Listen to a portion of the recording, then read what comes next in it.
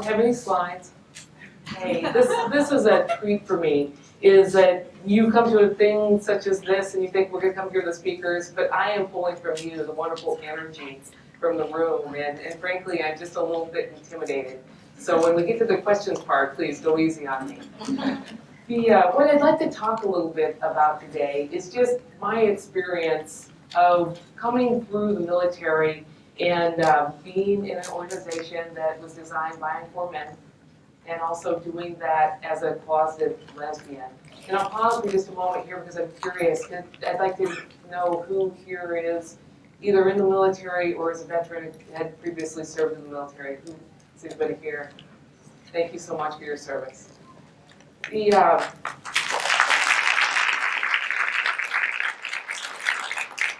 We're coming together here on Women's History Month, and so I think that that is kind of relevant to gathering. I don't know if that was planned or if it just happened, but it's absolutely perfect that you guys are coming together here on Women's History Month. And it's important that groups such as this come together, a demographic such as this comes together. You think about what we do when we put a person through basic combat training, when they go to boot camp. What that does is that brings people together and it puts in them a shared experience. And then when they go out into the military, they have that shared experience of their basic training experience, not all of it pleasant, and they have that commonality as they go out into their units. And coming together like this, you all have, in a sense, a shared experience. And when you get together in a group, you can validate each other's experiences, you can learn new things, and it creates this wonderful network. Then that makes you more powerful as a group and as individuals as you move forward. So just as we do that purposely in the military as part of what we put people through in our basic combat training, you guys are coming together and doing that naturally as part of this summit. So you'll walk away from this more powerful than when you arrived this morning. What I'd like to talk a little bit about is how I came to be in the Army, because I'm a Brigadier General. So when you think about that, you think, well, you must have intended that. That must have been one of your goals. That when you look for, like, what would I like to do with my life? Yeah, that I'd like to be in the Army, and I have a goal to be a Brigadier General. Well, it never occurred to me. I came into the Army completely by accident. I was in my small town of Oakland, Oregon, and I was reading my Future Farmers of America magazine. And in that magazine, there was an ad, and it said, "No money for college? Let the Army show you how. Send for free information." And that information was an ROTC scholarship. Now, I had no intention, really, of going into the Army, but I knew that my way out of a small town was to go to college. And let's face it, who doesn't want to leave their small town, right? And so I sent for that free information, and I ended up with the ROTC scholarship, and I attended the University of Oregon. And I never intended to be in the Army beyond what my commitment would be. So I show up at the University of Oregon, and this is just a means to an end, and that is that college education. And I started in the military as an ROTC cadet, and I have to tell you that I was not really all that good at it. So I have the scholarship, I'm going to come into the Army, I'm going into ROTC, and there's an evaluation that takes place when you are a cadet getting ready to graduate. And we go to what was called then your advanced camp.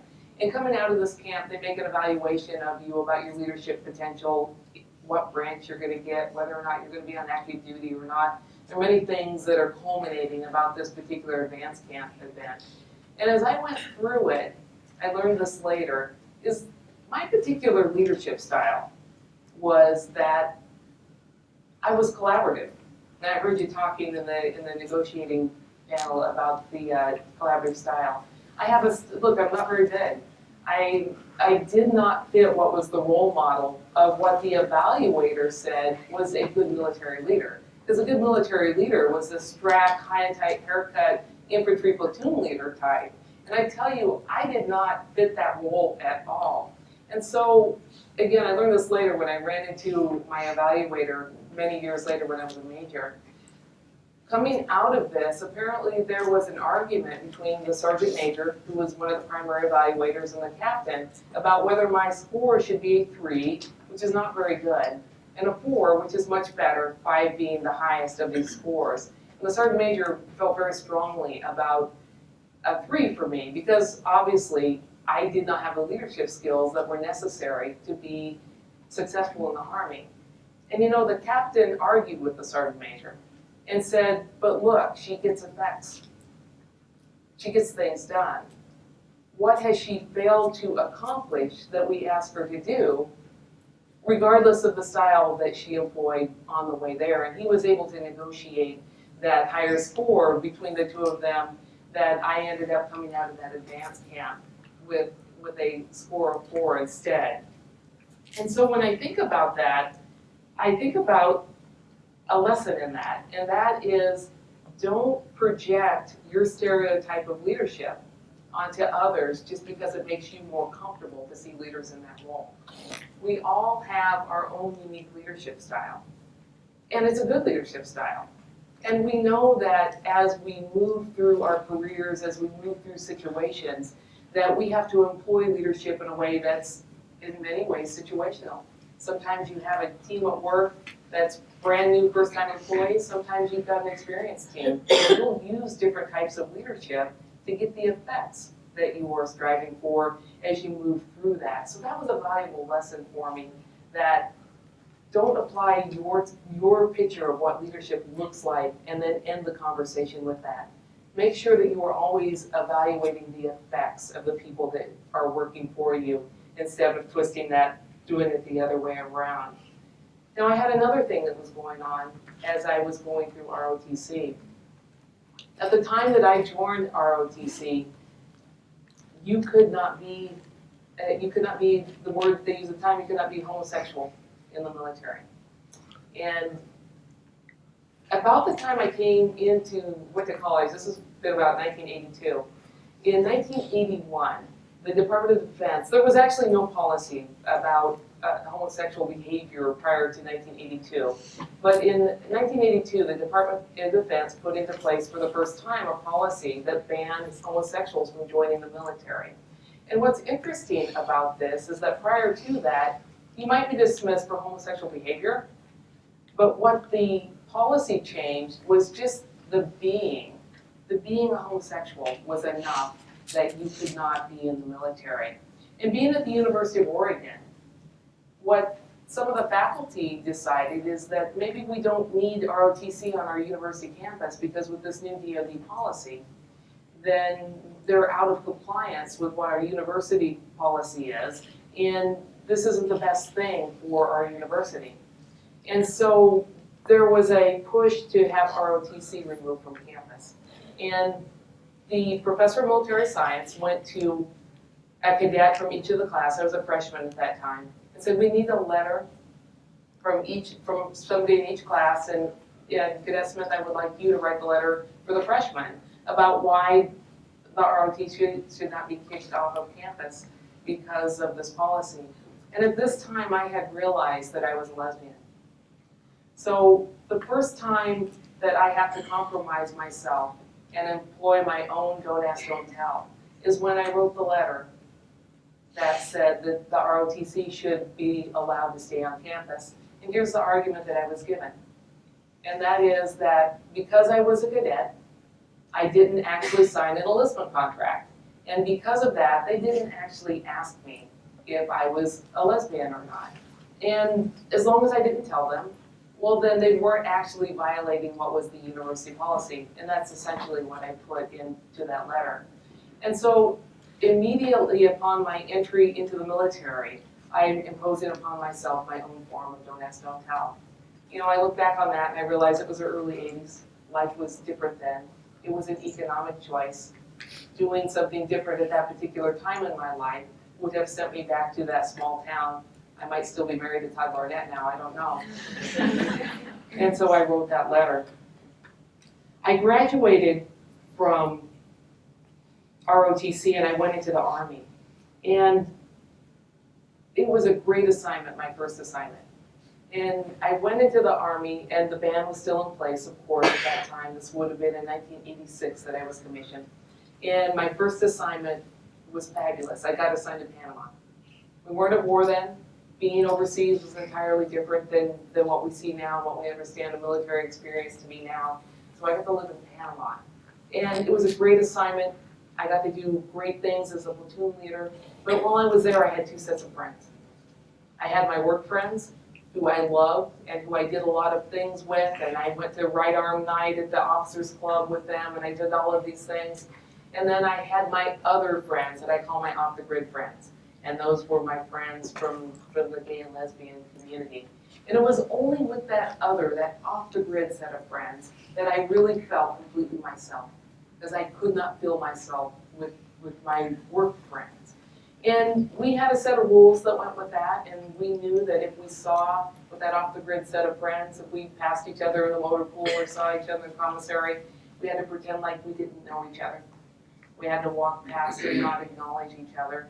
And we just kind of accepted that that was the way it was in the military at this particular time.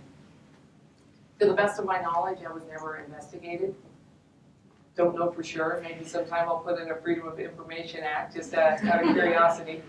But we move ahead, and I'm doing pretty good in the Army. I'm leading this compartmentalized life. I've got my Army life. I've got my other life. It's going pretty good. Then in 1993, as President Clinton comes into office, there's this compromise that comes up that's called Don't Ask, Don't Tell, that gets put into place. And what this changes for people in the military is that instead of saying that just being who you are, just being a gay or lesbian is enough for discharge, just so long as we don't know about it, just so long as you don't tell. And in 1993, we looked at this unfolding. I think I read about it in the paper. You know, I wouldn't have seen it on Google or anything like that at that time. Is that at 1993, we thought, well, this is really good. This is progress. This is great because now it's okay for me to be a lesbian so long as nobody knows, so long as I don't tell anyone, so long as nobody knows about my family, so all of those. And we were celebrating essentially our self-marginalization because we thought it was good. And so here is what I call the paradox of compromise. And we must always remember this, is that when you compromise, quite often someone gets compromised. And even though we saw it as an advancement, the weirdness about this, and the hands that went up about who are the veterans in this, is there's something about wearing that uniform. There's something about wearing the uniform of the United States that represents one of our national values and all the things that we think that are good and great about our country. When you wear that uniform, you're proud of how that feels. And in some cases, we were perfectly willing to set aside that part of ourselves in order to serve our country. And so this compromise, we thought it was now okay to be who we were, and tell you after all those years of practice, I was already pretty good at not telling.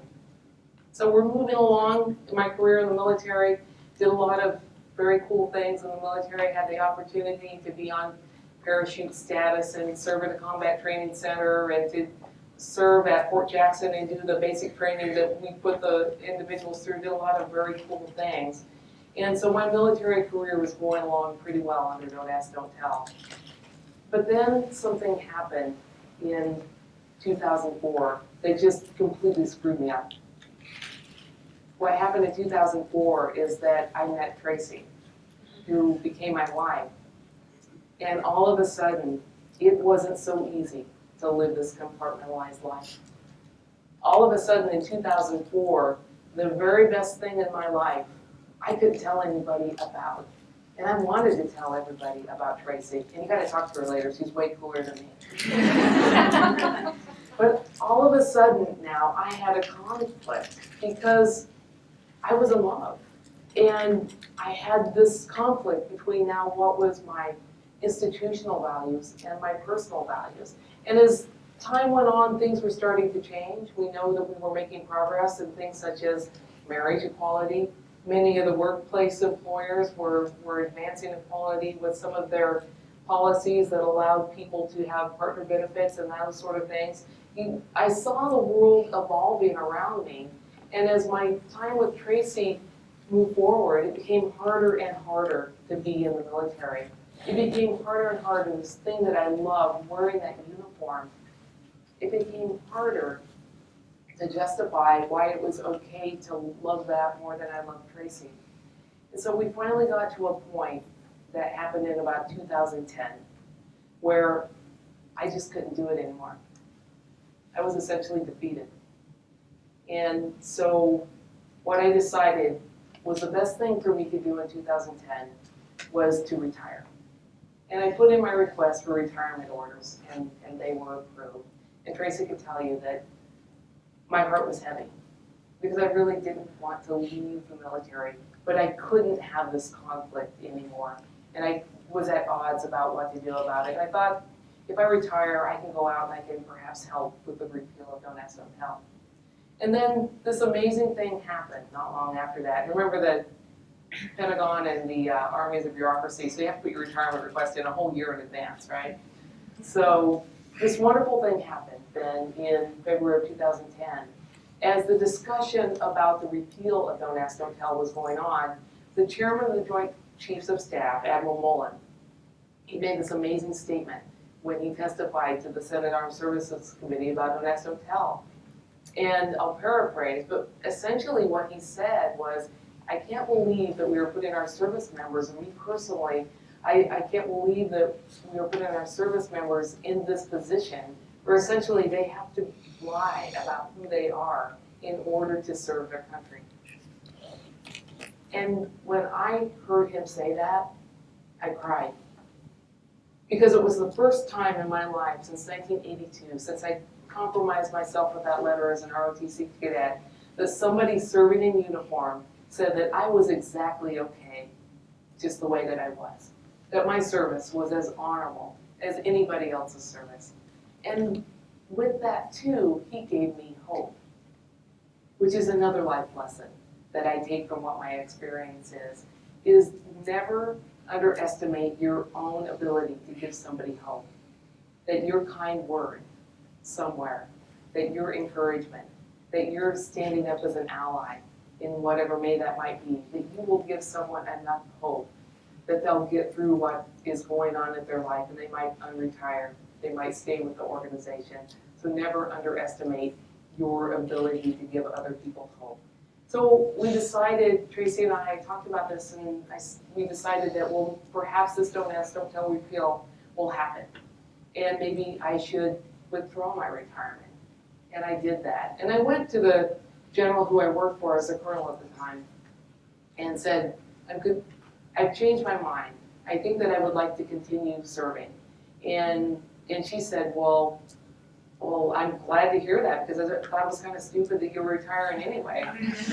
Because I couldn't tell her why I was retiring. I had some lame excuse that went with that. So when I withdrew my retirement, just to show that I was serious about this, because we do a lot of things to cover what our real motives are when we're hiding essentially a part of who we are. At that time, I also volunteered to go to Afghanistan.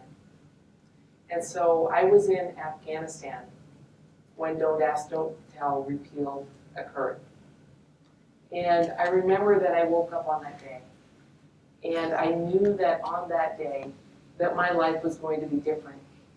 The weight of the world had been taken off of my shoulders. And that morning, as I walked to the dining facility, I looked and I tried to catch somebody's eye who was experiencing the same thing as I was, because I knew just today was different.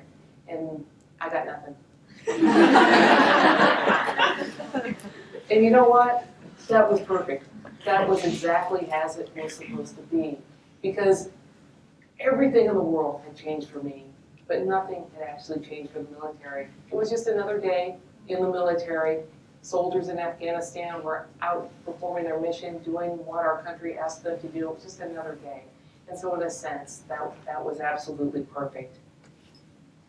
So I came back from Afghanistan, and Tracey and I, that happened in September of 2011 is when Don't Ask, Don't Tell was repealed. I came back from Afghanistan not long after that, And then in March 2012, Tracey and I were able to get married. So we got married.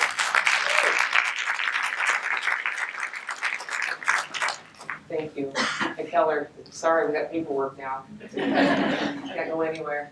We got married in March of 2012.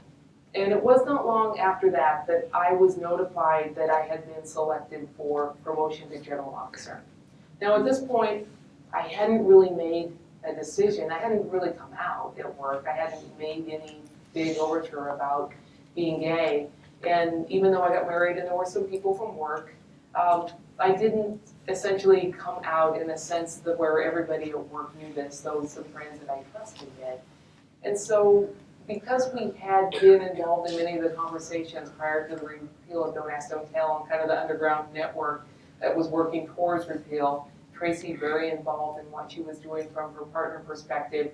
We had many people in the repeal community who were saying, well, so what are you going to do? Are you going to come out?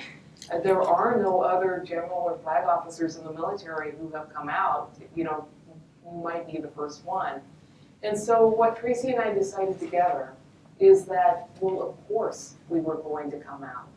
And we were going to do that because so many people had fought so hard for that particular repeal. And then the other reason was that there was no reason not to.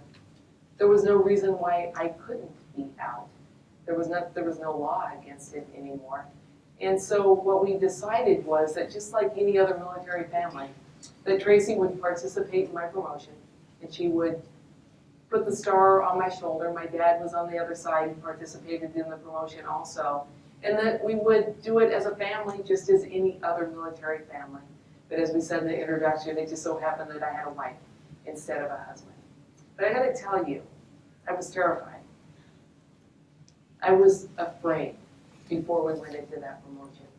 Because for 25 years of my life, somebody told me that it wasn't okay for me to be gay in the military.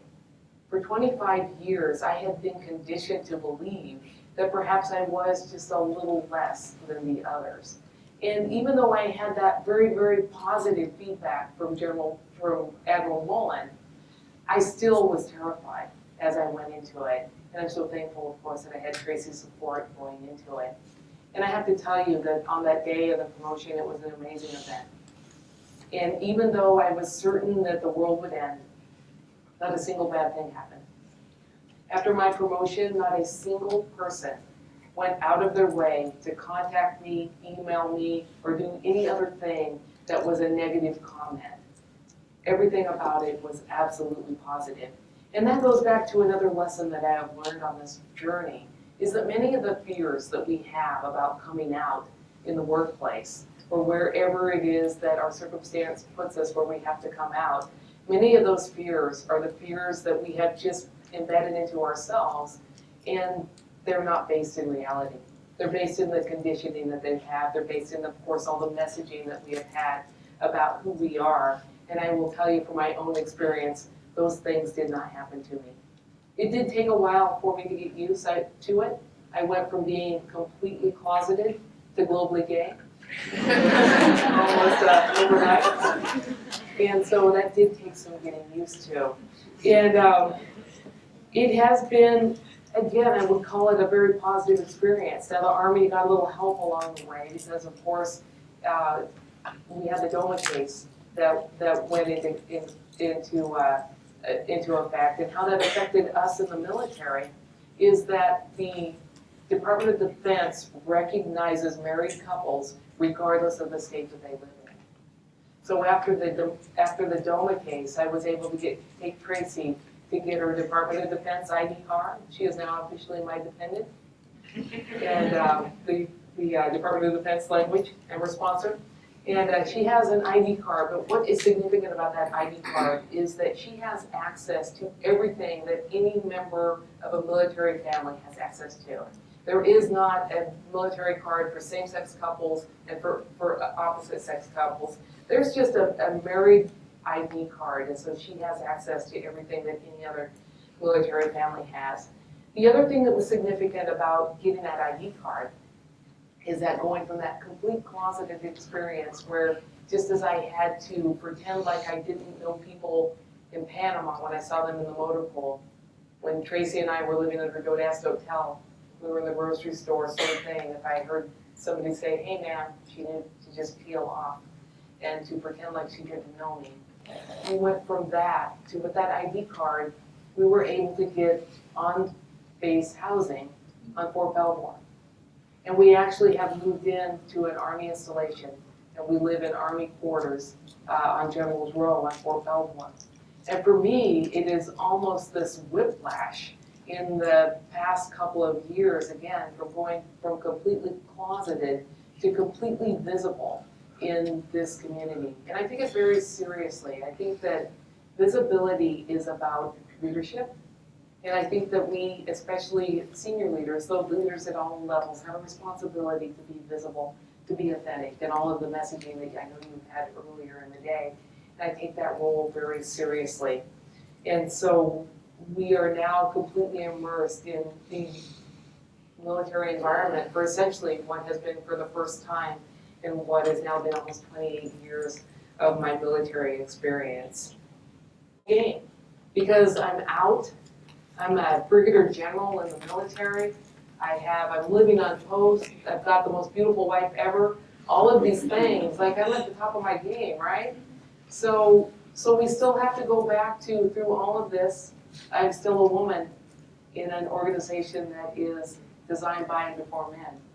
So I had this interesting thing happen to me when I was traveling to Fort Jackson. And I have this executive officer who travels with me and is responsible for my calendar and all of that sort of thing. And he describes himself as your average straight white male. And that's a pretty good description of him. So when we were on Fort Jackson, this was the first time he had traveled with me. And so I'm at Fort Jackson. Nobody knows I'm the general there. You know, they know where I'm the general there, where I'm at. But so now we're on Fort Jackson. And in the morning, when we were getting ready to leave to go to what my appointments were, we're outside. And in the military, what occurs is that when you pass an officer of higher rank, you salute and you greet them either good morning, ma'am, good morning, sir, and we then salute back.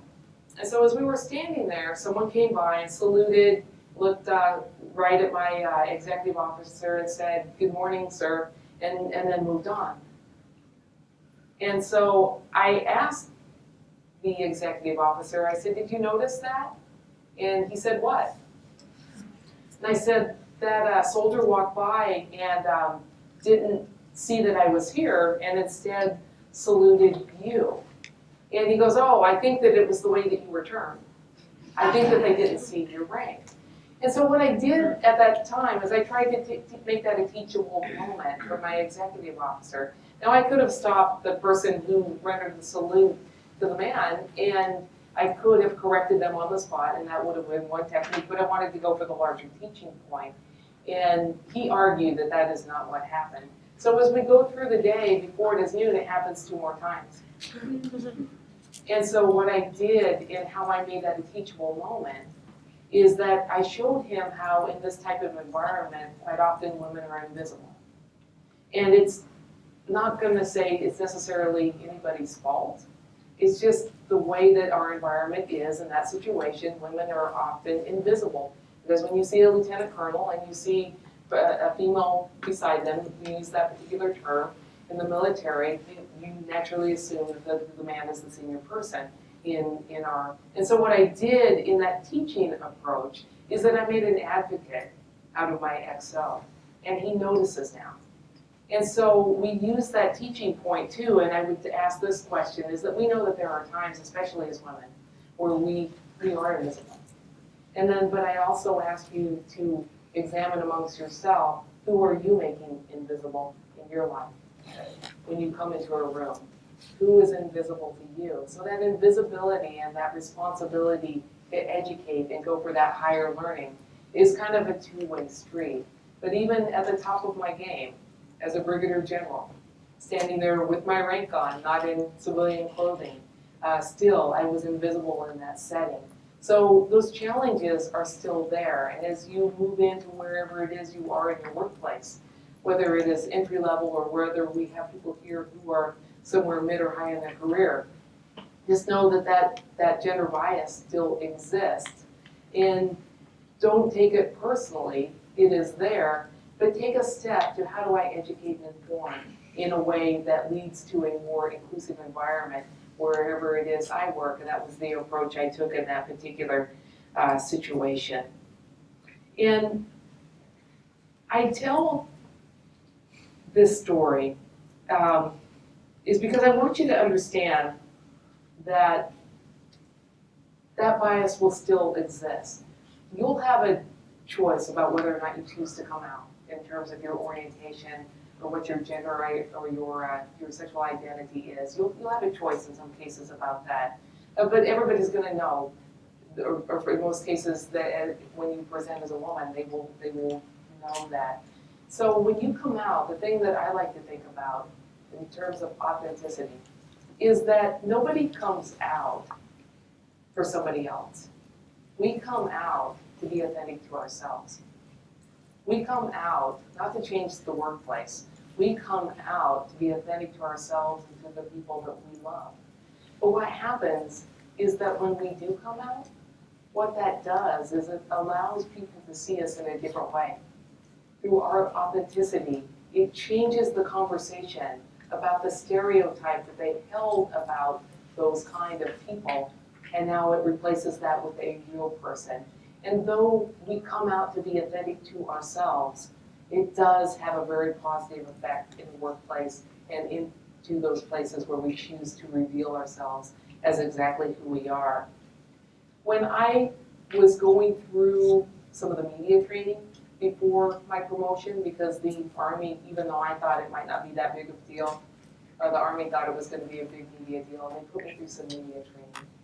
And one of the public affairs officers said to me prior to the promotion, as we were putting me through the practice of how I talk about this promotion, how I talk about Tracey, how I talk about my orientation, my family, this public affairs officer said to me, you need to decide right now, are you going to be the gay general or just the general? And of course my reflex was to say, I'm just the general. Because at that point, where I was in my own process of coming out, and for that public affairs officer, it was just inconceivable that that person could be the same person. And wherever you are on your journey to coming out and being authentic, I will tell you, there comes a time when those two things come together. And it is not inconceivable that being exactly who you are is not incompatible with what you are in terms of your employment or where you are in the world. But it has taken me some time through my own journey to come through that. So what I would like to kind of close with is what I said to my people the first day on the job as a Brigadier General. And I thought very carefully about what I wanted to say to them as I made my leader impression on them.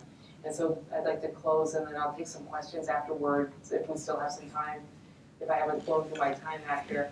And that is, think before you speak, because people are going to repeat your words. And pause before you act, because people are going to model your behaviors, both good and bad. So say the things that you want people to repeat and engage in the behaviors that you want people to model. And hold your head up high and be proud of exactly who you are as you do those things. I appreciate having the opportunity to tell you my story today. And please, whatever questions you have, I'm ready.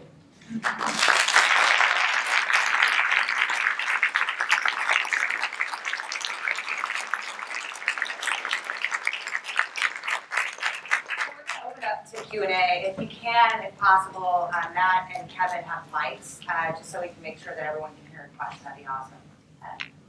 Any questions for the Brigadier General? Don't let me off easy now. Good afternoon, General. My name is Diana Salcedo. I served 6 years in the reserves under, I don't know if it's under your leadership, but I did training at Fort Jackson and had a good time.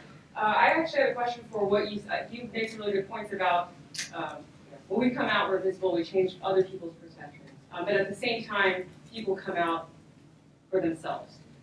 What do you say to you must know by this time in your career lots of people in the military who are gay but not out. What do you say to them? What do you say to those people in the motive pool who have been silent but who are not coming out? But it's really important that they come out so they can change the conversation. I'm asking one because I am curious about your experience, but two, I think we face, if you've been here all day, you know we're facing the same issue in the corporate world today. Yeah, I think I saw a tweet about, what was that, fatigue? The battle fatigue, you know, of course I keyed right on to that phrase.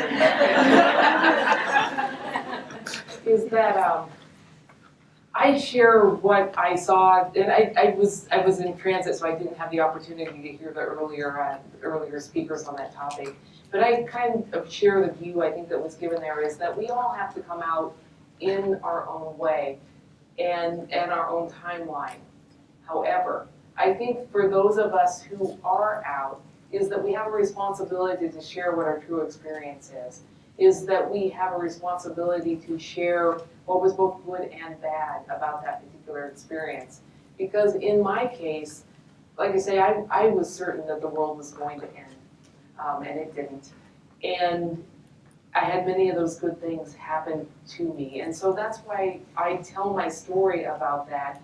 And I have heard from many other people who say that after they have made that transition, that it was good. And it won't always be positive. I know that. But I can tell being on this side of the coming out process is that how you feel about yourself changes the conversation internally also. And you will never want to go back to the way it was before you gave yourself permission to come out of that closet and quit denying that part of yourself. And I also know that it is more difficult depending on where you are in the organization. I acknowledge that as a Brigadier General, I'm a little bit insulated in many cases. I mean, really, who's going to walk up to me and say something mean, right? And so I acknowledge that perhaps at the soldier level and at the more junior officer level, there are more challenges that go along with that. But I would still make the encouragement that people find that place to incrementally come out, even if it's to a safe space or to some friends, to find who the allies are in their organization. Though the Department of Defense has made a lot of good progress on what we have done in terms of spousal benefits and things such as that, we have been less good about what many of you all are experiencing in corporate America about employee resource groups and support and those sort of things, the identification of safe space. How do I identify an ally when I come into a new organization? That does not exist in the military. And so there are many good independent efforts that are going on to try and improve that. But as an organization, I would say that the military has not taken that on completely. So I would still give the encouragement, even though it is hard. And I do recognize that it's different depending on where you are in the hierarchy of that particular organization. It was like a Pentagon answer, right? Kind of talking in a circle. All right, what else? And leadership stuff, please, too. Anything. This is like my favorite topic. Okay, well, now I don't know if I should switch my question. Oh, ask to. Go ahead. So, hi everyone, my name's Kyla Knight. My father was a veteran in the Air Force during the Gulf War. And I was wondering, we do a lot of organizing on different industries, different platforms, but from a leadership perspective, how can the LBT community be a better ally to veterans? Oh, what a good question. First of all, we have to recognize that the two are not mutually exclusive, that we have a lot of veterans who identify as LGBT. I mean, there really are a lot of people, and you think about the reasons that people join the military, to get out of their small town and many of the things that go with that. Perhaps there's a higher percentage of LGBT identified individuals in the military. One of the things that I have participated in myself, and that perhaps as you integrate into your workplace about how you connect those two better, it occurs in the workplace, is the melding of the different types of ERGs and diversity groups within your organization. And I've had the opportunity to participate in where the LGBT, women's, and veterans group all come together, the three of them, to sponsor me as their speaker. And then I will come in and I will talk about, because I hit all of those demographics. And what that does, though, in the planning process of it, So I'm just at the end of that, so I come in and speak. But having those groups interact with each other to put on that event makes them come together in a way that they wouldn't otherwise maybe have a natural way to come together on that. So being able to perhaps share speakers and sponsors is a way to start the conversation on that. And about how the LGBT community can perhaps help the veterans is that there really is kind of a separation about what is occurring in, I would call, the activism community and our veterans. I think there's a lot of power in the skills that people who have had that veterans experience can bring to the activist type of communities. And I think it would be good to reach out to organizations such as American Veterans for Equal Rights and some of the organizations such as that, Tracey's own organization, Your Partner Family Coalition, to link the activist community with the veterans community and just to amplify the voice using the skill sets that those veterans will bring to that.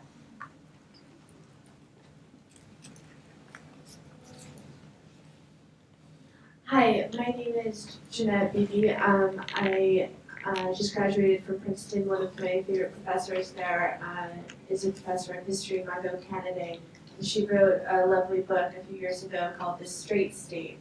And in that book, she discussed the experiences of LGBT soldiers and perhaps people who have had similar experiences to you. And she said, paradoxically, that some people felt that their identities were strengthened because of the restrictions. I'm wondering your thoughts on that. That's a great question, and congratulations on your graduation, wonderful accomplishment. I had a question similar to that came up, is like, I have to get, which was harder, being a woman in the military, being a lesbian, being a woman. But what I think, I call the concept leadership from the closet. So what I had to do as a leader is that I had to lead the same as everyone else, but picture a closet door in front of you. And so I had to lead projecting through what was that door, because I couldn't let people see authentically who I was. And when I think about, did that strengthen my leadership skills? I think that it did, because I had to be very deliberate about how I approached achieving those effects that we talked about when I used that collaborative leadership style that I had to achieve effects, because that's what leadership really is about, right, is achieving those effects. And when I look back and I reflect on what I consider that leadership from the closet, I think that in some ways I was strengthened because I had to be really, really aware at all times of who I was, what my circumstances were as a leader, as I was engaging in any type of activity that I was engaging in. And so I think that in many ways, it heightened my self-awareness, which has a bleed-over effect in improving leadership skills. So I don't advocate staying in the closet to improve your leadership skills. But I would have to say, my personal experience, it probably had the effect that author is describing.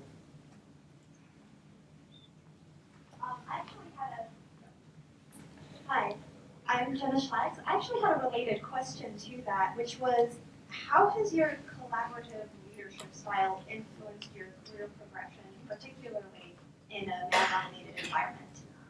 What a great question. I didn't even plant that one. So I have a collaborative leadership style, and it's just where my comfort zone is as a leader. And I have learned how to use that collaborative style in a way that achieves effects. So we're trying to get other people, I think it's Eisenhower says this, we want to get other people to do what we want them to do because they want to do it.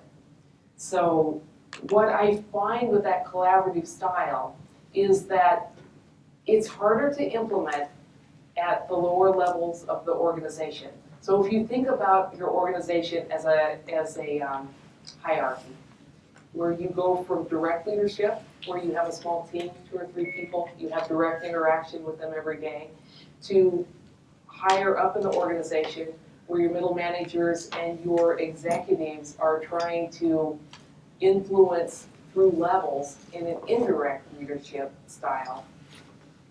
At the direct level, things are more certain, things are more black and white, things are more yes and no. You know exactly what it is that you need to accomplish when you work in that direct level. Sometimes collaboration is a little harder because at the lower level, decisions are made much faster. But what I always tell people is that's your style. Stick with it and adapt, because what will happen then is that as I have progressed through the organization, gone from direct leadership to indirect leadership, is that that collaborative style is exactly what you need to be a strategic leader. Because everything at the strategic level, timelines, resources, vision, all of those things that you think about when you talk about the strategic level of the organization, all of that is ambiguous. It's all gray area. And you have to be able to collaborate with other people to bring certainty to the uncertainty. And so that collaborative style will actually strengthen as you all progress through what are going to be your careers. And essentially, because I come from a hierarchical organization, I know a lot of you work in what are flatter organizations, but what you'll find is that as you move to those levels where there is more ambiguity, that collaborative style will actually be stronger than you were ever able to use it at that direct level. Hi, my name is Victoria. I want to thank you so much for everything you said and for being here. So there were some adjectives that came to mind when I was listening to, and there's a question at the end. Okay. So there was confidence, compassion, strength, elegance, poise. And I was wondering. Now add to that big head. Big head. Big head. That was the first one. And then I was thinking about the teaching moment that you shared with us. It occurred to me that you were patient, right? There were at least 3 times in the course of that morning when you had that experience. And I thought maybe you could share with us what your personal techniques are, habits or disciplines that enable you to be the person that you are, right? The woman that you are, because there's a lot of perseverance involved, and what can we be practicing daily to be more like you? Thank you for the question. You go back to that, just what is my natural personality and style about the collaborativeness. So I think there's a level of patience that comes with that because you're doing these iterative negotiations. So I think that it's informed by just that the nature of who I am as a collaborative person. But in terms of how then do you learn that patience, if that's not your particular style, is that I just want you to think about decision making. And sometimes we're not patient because we're going to get right to it. We want to get a decision because that's good leadership, right? To be decisive. And I gotta tell you, decision making is easy. Anybody can make a decision. It's harder to make a good decision. And so what you have to remember if you think of patience in its relationship to decision making is that the urgency of the messenger is not the same as the urgency of the message. And so you as the leader who is in that position that you are making a decision is that you don't have to make a decision just because that person brought you the problem. And what you do is that in some cases force yourself to say, come back to me tomorrow, let me ponder that a little bit. Now, one of the things that I do with this patient approach is though, because it's going to frustrate the people who work for you at times.